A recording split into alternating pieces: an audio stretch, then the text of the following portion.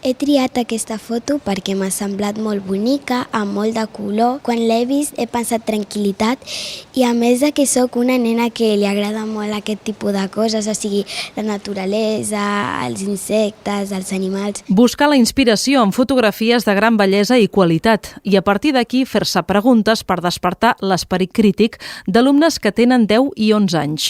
Amb aquesta finalitat, avui al matí, nens i nenes de l'Escola Pere Torrent han anat a veure l'exposició de les imatges premiades al concurs Montfoto. Què hi ha darrere, qui ha pogut fer aquella foto, fins i tot algun em va dir, ostres, jo m'agradaria poder fer fotos així. Cada alumne ha triat una fotografia amb l'objectiu de treballar-la a fons i després fer-ne un projecte artístic. És molt bonica.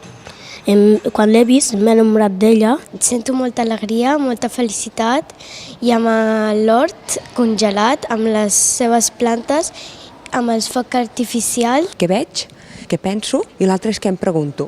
Com per exemple, quanta estona ha estat el fotògraf, si ha passat fred, si l'animal està patint, si els dos animals que es veuen estan enamorats. M'agrada l'ambient a la selva o al bosc, m'agraden els guepards i la gacela.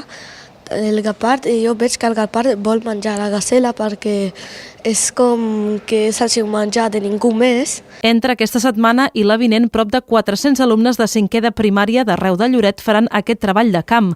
L'activitat ja es va fer l'any passat amb força èxit. Montfoto t'obre un món que doncs, és sorprenent, impactant i moltes vegades necessita d'aquest esperit crític. Després de visitar l'exposició a la Casa de la Cultura, els alumnes completaran el projecte amb un treball artístic.